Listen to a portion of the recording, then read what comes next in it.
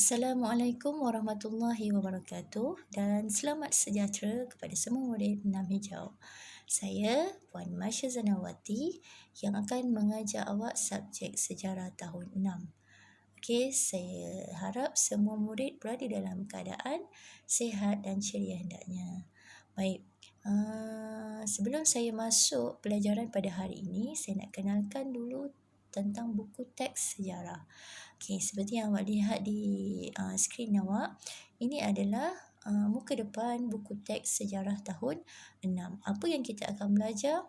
Kita akan lebih mendalami tentang sejarah negara Malaysia. Alamak. Okey, abaikan saya punya notification.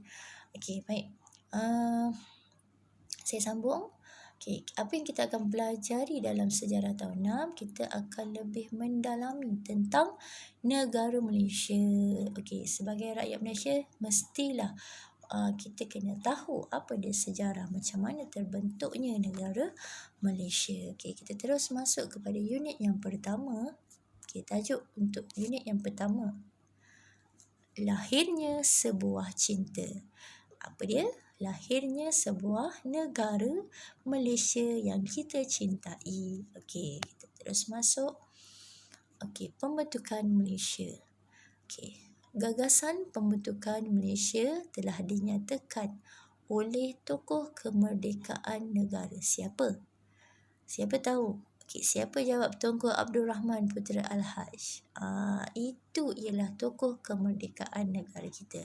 Okey, beliau telah menyatakan dalam ucapannya dalam satu majlis Persatuan Wartawan Luar Asia Tenggara pada 27 Mei 1961.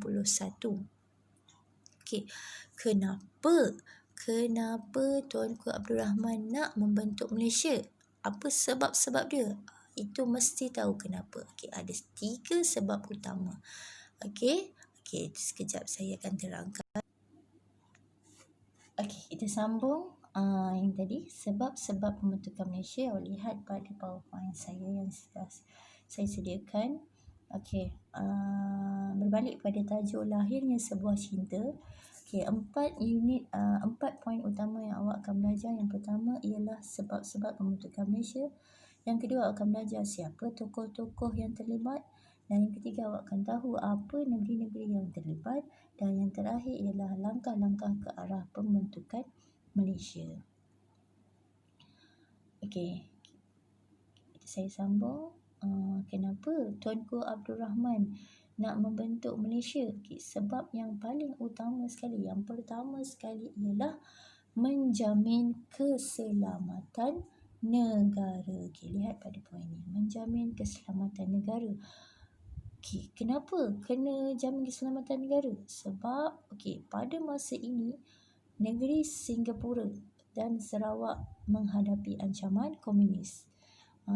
Yang kita tahu komunis ni adalah negara yang jahat.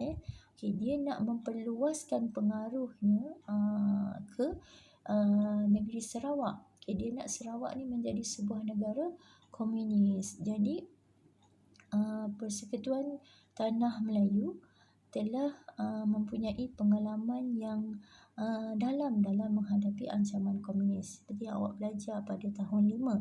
Jadi bila 3 negeri ni bergabung, akan dapat lebih kuatlah negara itu untuk menghalang penularan ancaman komunis. Seterusnya ialah yang kedua, sebab yang kedua, memajukan sosioekonomi.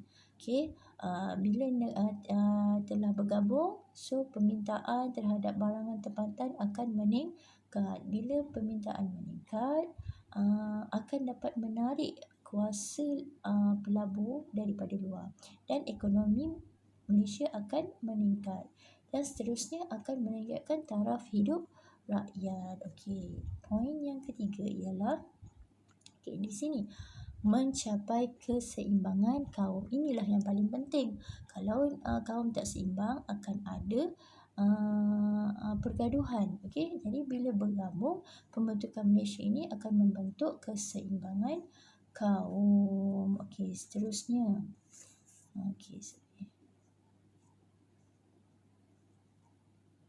Saya nak cakna minda awak.